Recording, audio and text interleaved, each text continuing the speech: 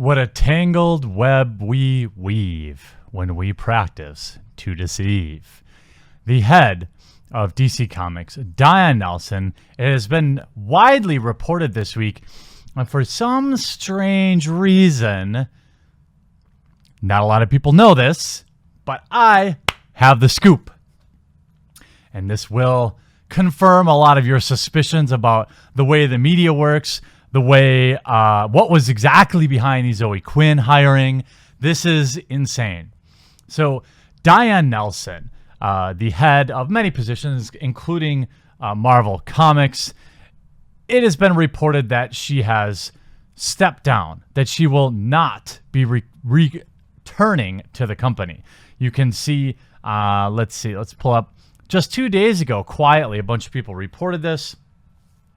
She had taken a leave of absence back in January, I believe was the timing. Very few people talked about it because, well, it is what it is.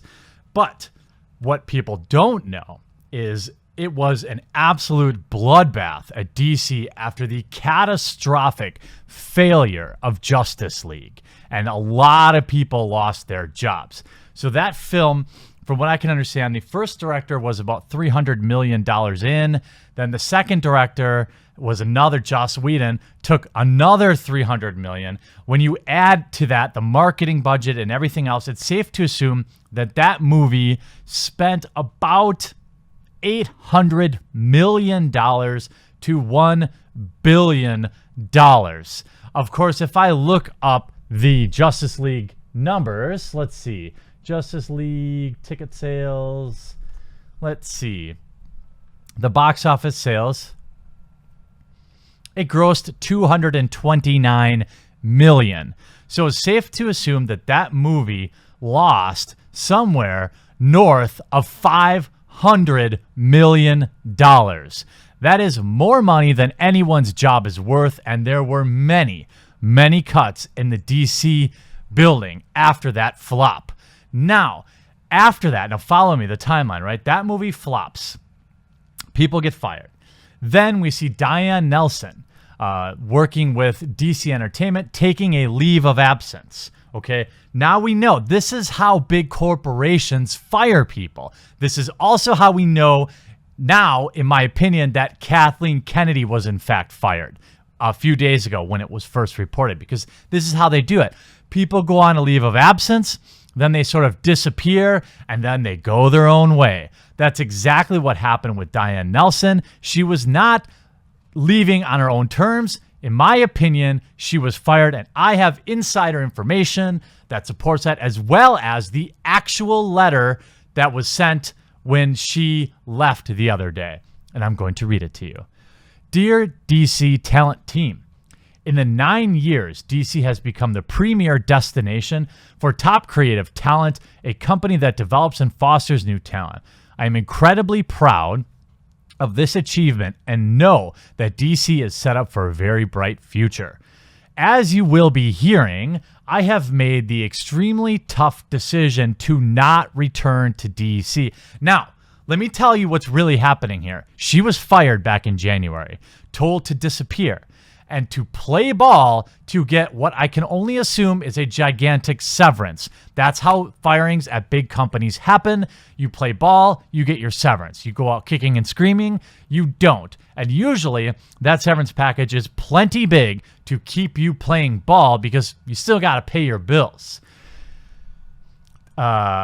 One of my fondest memories will be working to create a talent-friendly company, a talent-friendly company that ensured top writers and artists wanted to work at DC and cultivating an environment that allowed creative talent to do their very best work.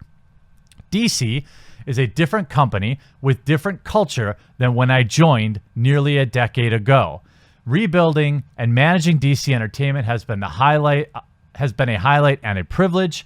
I am proud to leave DC stronger than when I joined it. Well, losing $500 million on that film probably will leave that open to interpretation. I will miss you all greatly, but know that I am still in the wings cheering you on to tell the very best stories with the very best characters in the world.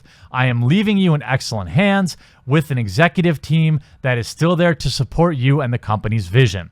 You are the creative cornerstone of the company, and I could not care more or wish for more success from this wildly talented pool of creators. Please keep in touch.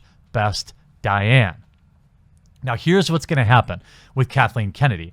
She's going to step down in like September, sometime around that, and name her successor, and they're going to make it look like she left on her own accord. And now here is an even deeper layer. We have to go 7-layer deep on this burrito. Why do you think that the day a woman, probably one of the most powerful women in entertainment, steps down from her position, they also announce the starting up of this SJW crap with Zoe Quinn, hiring Zoe Quinn? Why do you think that is? Let me put it very simply to you. You let her quietly be peacefully sunset, and then you announce something so all the SJWs are writing about how amazing and how Slay Queen, Zoe Quinn getting a job there, and now they have all these woke stories that, by the way, they will all fail. They will all sell several thousand copies, but that doesn't matter to DC. That is the price that they are paying to appease the social justice warriors. So essentially, Zoe Quinn, you are helping out the patriarchy. A company run by white men brought you in to pay pittance so you wouldn't write hundreds of articles on Polygon and Kotaku and the Daily Beast and all this crap about how this woman was run out by men. Instead, the narrative is all about how powerful and how awesome it is that all these comic books are in the wings to, you're giving creators like Zoe Quinn a job. This is all a smokescreen.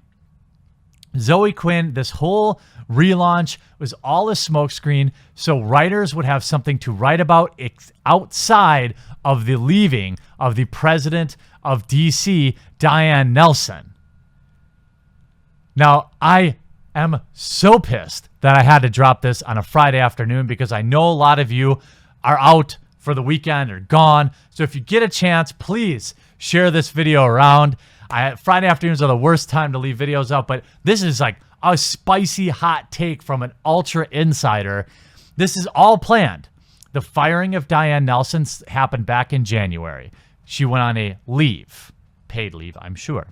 Then they set up this other crap. So they hire Zoe Quinn so they can announce that on practically the same day or the same hour that they're announcing that they gave Zoe Quinn a book about women's cyberpunk and other books about lesbian lovers.